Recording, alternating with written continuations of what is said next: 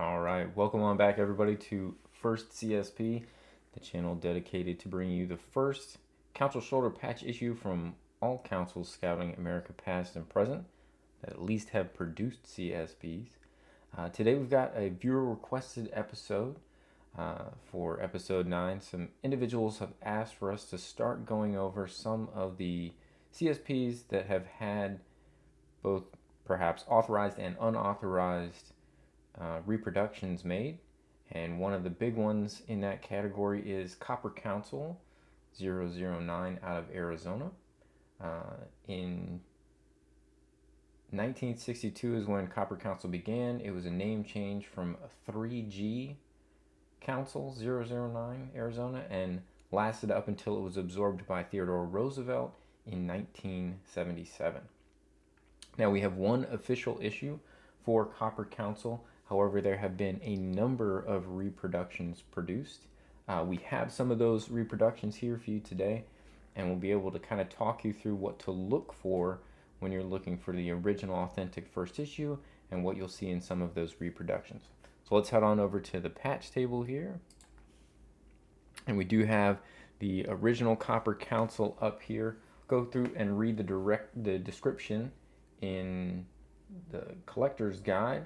We've got a light yellow border, light blue sky with yellow sun with rays, light yellow letters on tan ground where it says abbreviations for Arizona and New Mexico with NMEX.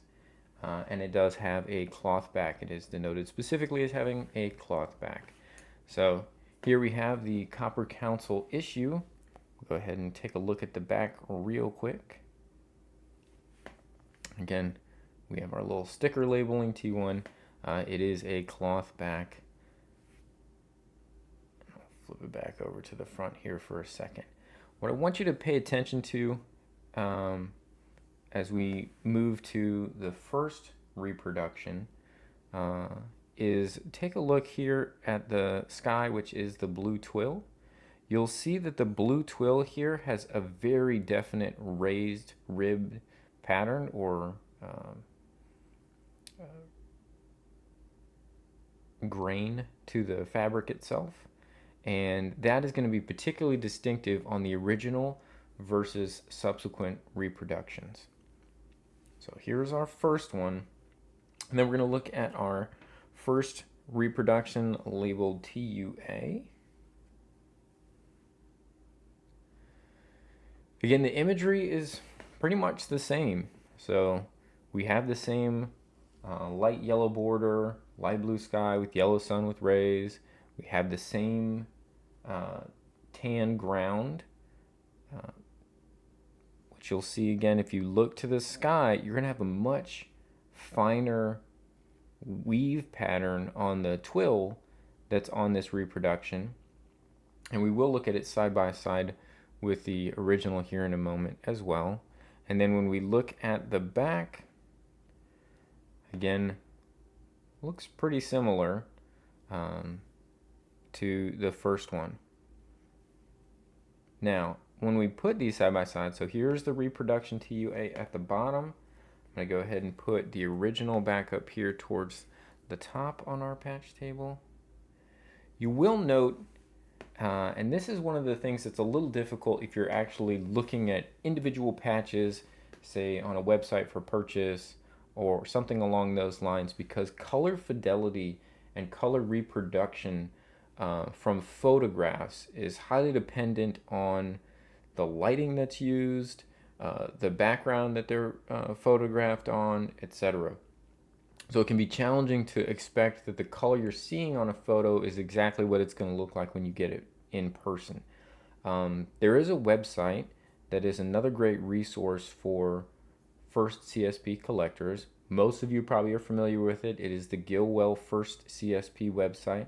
I'll put links in the description for this video below, and I think I'm just going to leave that website as a resource in the descriptions of videos going forward.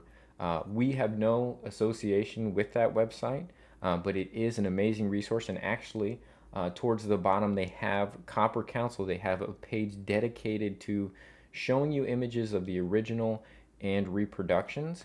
And the color fidelity relative between those photos is pretty accurate, and it's kind of what I'm going to talk about here now. You will see in the original that you're going to notice that highly ribbed grain pattern in the original twill. You're also going to see that most of the reproductions, the yellow is going to be a bit brighter when contrasted with the actual original.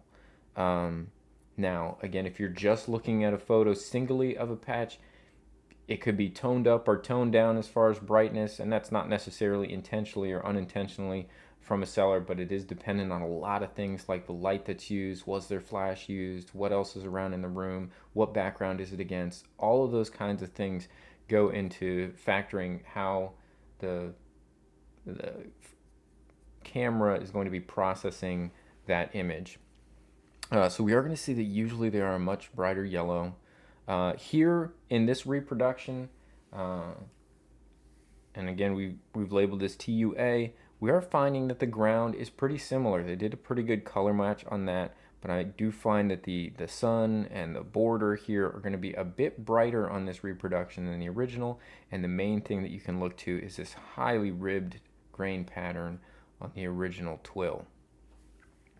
Now, the TUA designation that I'm using here on this reproduction does follow the website. It doesn't follow the most current edition of the collector's guide that most of us use from the International Society of Collectors Association. International Scouting Collectors Association, which is scouttrader.org. You do have to be a member to get access to that collecting guide. I, again, have no particular affiliation with that organization other than I am a member to get access to that collecting guide. If you are a collector, it's a very valuable tool. But the TUA that I am matching up with is the TUA that's actually on the Gilwell First CSP website. They have a bit more refined breakdown than what's currently available in the most recent collector's guide. So this is our first one. The next reproduction that we get to is labeled TUB. Again, this one is using that slightly brighter yellow for the sun and the border, and most notably you get a pink mesa here. So we no longer are tan like the first original T1 or the reproduction TUA. We now have a pink mesa, so that's the one that gives this one away as a reproduction. It does have the same fine grain twill that the first reproduction TUA had. That does seem to be consistent amongst these reproductions. The only one that I've seen that has the higher ribbed original pattern is on the first one. Again, if we flip this over, one of the things that is noted is along the edge here, they're going to be using clear thread for the locking stitch. That has been noted on reproductions as well. Whereas here's our, put this down, here's our original, again the highly ribbed pattern. If we flip this one over, we're going to see that the locking thread here is yellow. So they're using a yellow locking thread along, and then here they're using this clear locking stitch to secure the border. So this is our TUB, again matching those up. You're going to see the distinct difference in the color of the mesa, the original being tan, this new one being, I think they listed as pink. So this is what we're calling TUB as the next reproduction, and then a very similar patch to this TUB is labeled TUC. We don't have it in our collection, but it is defined by this pink mesa and then a plastic back. So far everything we've seen today has a cloth back. The original is cloth back. The TUA with the tan mesa is also a cloth back. And then here, the TUC, TUA is a cloth back. The TUB is a cloth back. And the TUC, which has a pink mesa as well, not pictured in this video, is a plastic back. So a plastic back is going to be a reproduction as well. So hopefully that gives you a little bit of an idea what to look for. Obviously the two that would be more difficult to discern between is going to be the original T1 and the TUA. This ribbed pattern, if you can get a good enough close-up photograph, will help some in making that discernment. And if you can see them side by side, you are going to notice a difference in these yellows. The reproduction is going to be a brighter yellow.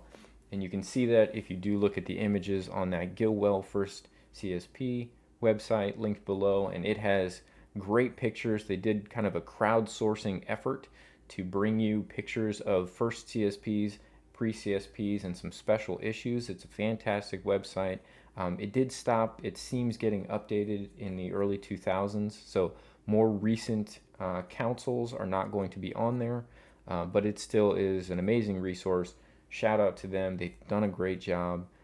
Really appreciate it. And it's kind of an inspiration for some of what we'd like to do on this channel, not only showing you the first issue, but then showing you near issues, related issues, things like that.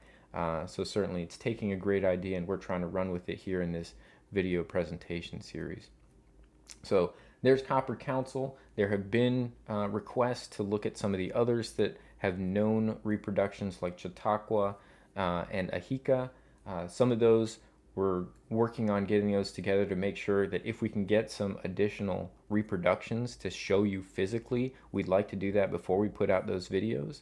But all of that is in the works, and we will definitely try and get that content out for you. We know that some people are looking forward to it, and it's certainly something that we enjoy bringing to you.